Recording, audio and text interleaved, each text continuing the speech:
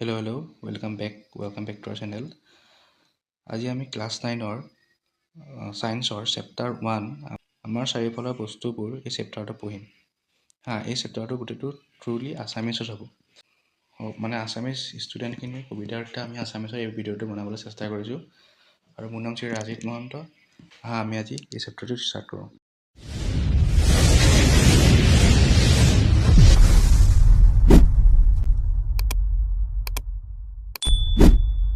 আজি আমি পঢ়িম ফাৰ্ষ্ট মেইন টপিককেইটা কৈ দিছোঁ।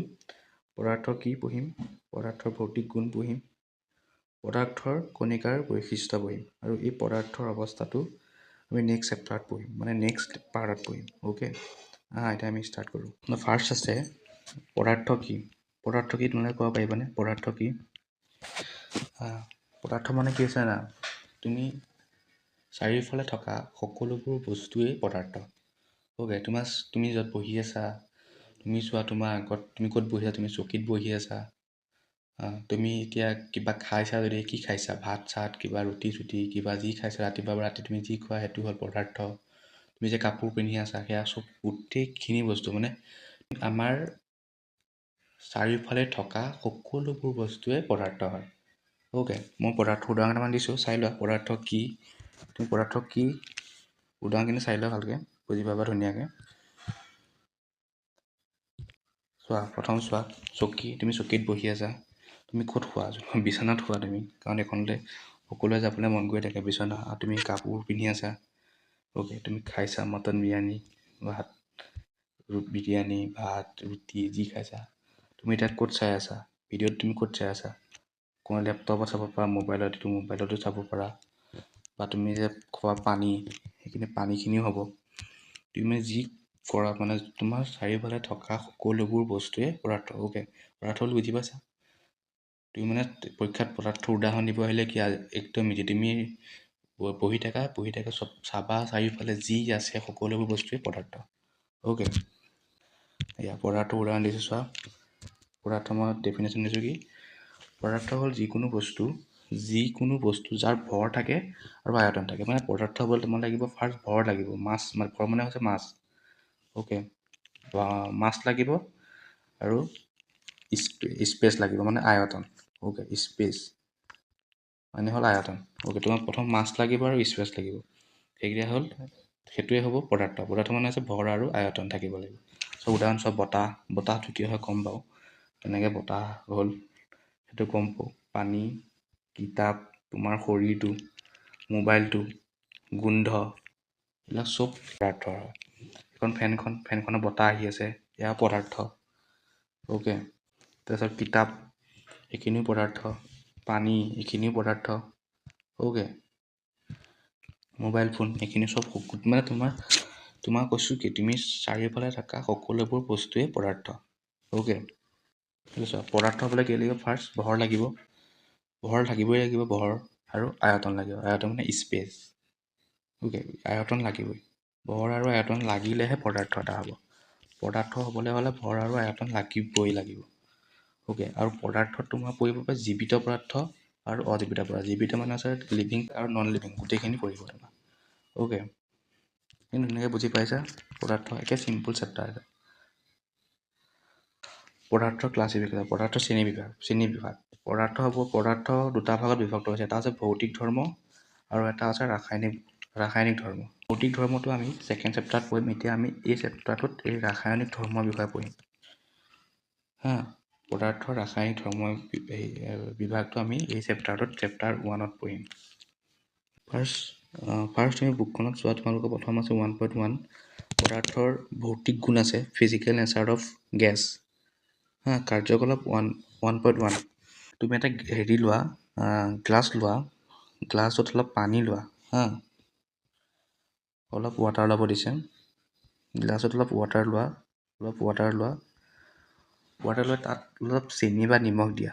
চেনি বা নিমখ এড কৰা। অ'কে, চেনি বা নিমখ এড কৰি পূৰা ঘটি থাকা। ঘটি থাকিলে চেনিখিনি নাইকিয়া হৈ যাব, হয় নহয়? চেনিখিনি পূৰা ঘটোতে চেনিখিনি নাইকিয়া হৈ গ'ল। চেনিখিনি ক'ত সোমাই গ'ল? চেনিখিনি পানীৰ কণিকাৰ মাজত সোমাই গ'ল। গম পাইছানে? চেনিখিনি পানীৰ বা নিমখখিনি পানীৰ কণিকাৰ মাজত সোমাই গ'ল। সেইটোকে কয় পদাৰ্থবোৰ কণিকাৰে গঠিত। সেইটোকে মানে কাৰ্যকলাপ তোমালোকে এক্টিভিটি এটা দিছে, সেইটো কৰিব পৰা ধুনীয়াকৈ। কৰিবা মানে কৰি থকা হয় চাগে, যিখিনিয়ে ঘৰত পাকঘৰত কাম কৰে তেওঁলোকে এইবিলাক কৰি থাকাই। অ'কে, নেক্সটটো চাওঁ। এক্টিভিটিটো দিছে তোমালোকক চোৱা। নেক্সটটো হ'ল পদাৰ্থৰ কণিকাবোৰ কিমান ক্ষুদ্ৰ। সেইটো কাৰণে তোমালোকক এটা এক্টিভিটি কৰিব দিছে। সমান চাইজৰ গ্লাছ 5টা তুমি লৈ লোৱা। তাত লৈ তুমি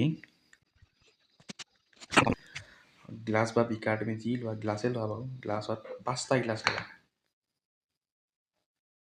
5টা গ্লাছ, তাত প্ৰথমতে ৱাটাৰ দিয়ে, এনেকৈ সমান চাইজৰ গ্লাছ 5টা লোৱা। তাত তুমি ফাৰ্ষ্ট এটাত জেনেৰেল ৱাটাৰ ৰাখা। আৰু যে তোমালোকক যে দেখা নাই গৰুবিলাকক যে বেমাৰ চেমাৰ হ'লে, গৰু ছাগলী বেমাৰ হ'লে যে কেলৈ মানে তোমাক পিংক কালাৰৰ পটাছ বুলি কয়, পটেছিয়াম দিয়ে। পটেছিয়ামটো প্ৰথমে এচামুচ তুমি তাৰপৰা লৈ এচামুচ তুমি পানীত ঘুটি লোৱা।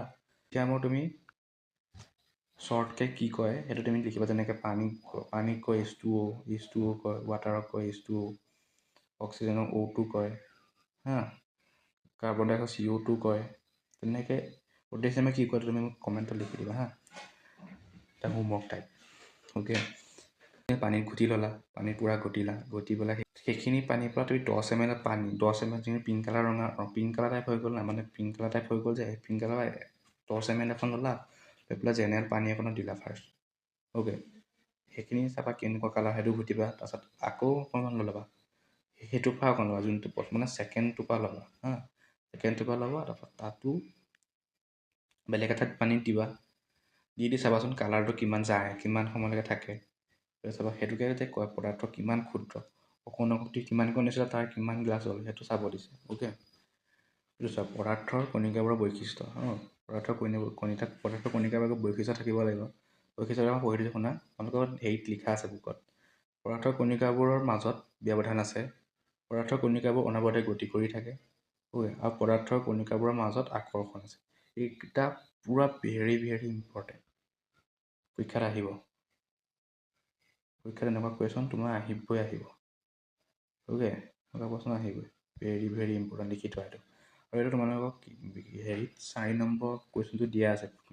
টেক্সট বুকৰ ইনটেক্সৰ ভিতৰত দিয়া আছে। মানে যোনটো কুৱেশ্যন থাকে প্ৰশ্নাৱলীত, এইটো দি থোৱা আছে কুৱেশ্যনটো। এইকেইটাকে লিখি দিলে হৈ গ'ল।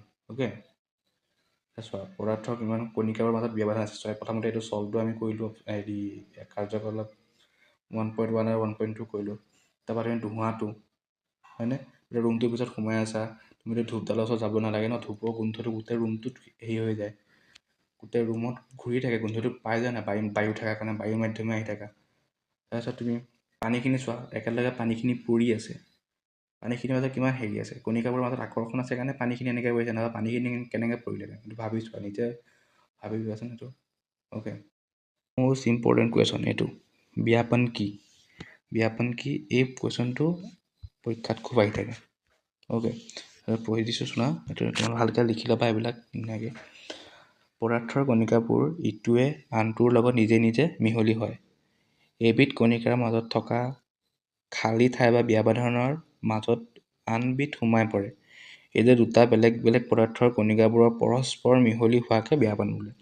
এইটো আহে পৰীক্ষাত, লিখি থোৱা এইবিলাক আহে। ইম্পৰ্টেণ্ট কুৱেশ্যন এইবিলাক। গতি শক্তি কি হয়, তোমালোকে যেনেকৈ MCQ আহি আছে এইবিলাক প্ৰশ্ন উঠাই দিব। গতি শক্তি কি? পদাৰ্থৰ কণিকাবোৰ অনবৰতে গতি কৰি থাকে, তাকে গতি শক্তি বোলে। চিম্পুল, এনেকৈ লিখি থৈ আহিবা, নম্বৰ পাই যাবা। 1 নম্বৰ থাকিলে 1 পাবা, 2 আছে 2 পাবা। অ'কে, তোমালোকৰ ভিতৰত থকা কুৱেশ্যনখিনি চাই লোৱা। দিছে নহয়, 3 নম্বৰ পেজত আছে নেকি, মেবি 3 নম্বৰ পেজত আছে, এটা চাই লোৱা। ধৰি লওক কোনবোৰ পদাৰ্থ, চকী পদাৰ্থ, বায়ু পদাৰ্থ, এই প্ৰেমটো পদাৰ্থ হয় নহয়, মোক ক'বা কমেণ্টত। গোন্ধ পদাৰ্থ নহয়, ঘৃণা নহয়, বাদামটো হয়, চিন্তাটো ক'ত হ'ব পদাৰ্থ? ঠাণ্ডাটো কেনেকৈ হ'ব? ঠাণ্ডা পানীয়টো হ'ব কিন্তু, ঠাণ্ডাটো নহয়, ঠাণ্ডা পানীয়টো কিন্তু হ'ব। অ'কে, আৰু এইটো গোটেইখিনি মই PPT-টো ধুনীয়াকৈ আপলোড দি দিম। অ'কে, চাই ল'ব পাৰিবা। এইটো এটা কুৱেশ্যন আছে, তোমালোকৰ লাষ্ট কুৱেশ্যন এটা আছে। এইটো লাষ্ট হয়, তোমালোকৰ গোটেই PPT-টোৰ PDF-টোৰ লাষ্ট হয় এইটো PPT-টো। তোমালোকে এইটো কিতাপত থকা কুৱেশ্যন লাষ্ট কুৱেশ্যন হয়।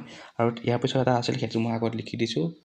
এই যোনটো প্ৰশ্নাৱলী আছিলে, এইটো চোৱা, যোনটো আছিলে তোমালোকৰ ইয়াৰ পিছত এটা কুৱেশ্যন আছিলে, এইটো মই ইয়াত লিখি দিছোঁ হা। ইয়াত আছে, এইটো তোমালোকে এইটোৰ পৰা লিখি ল'বা, এইকেইটা পইণ্টকেইটা।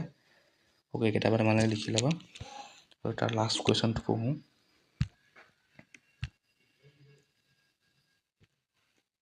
লাষ্ট কুৱেশ্যনটো চোৱা।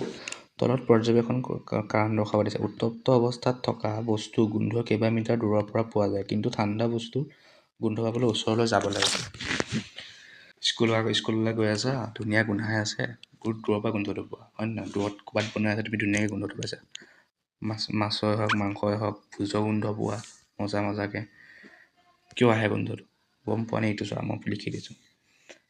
আমি জানো যে সকলোবোৰ পদাৰ্থ ক্ষুদ্ৰ ক্ষুদ্ৰ কণিকাৰে গঠিত। হয়, সকলো পদাৰ্থ আমি পঢ়ি আহিছোঁ আগত, সকলো বস্তু ক্ষুদ্ৰ ক্ষুদ্ৰ কণিকাৰে গঠিত। আৰু এই কণিকাবোৰ অনবৰতে গতি কৰি থাকে।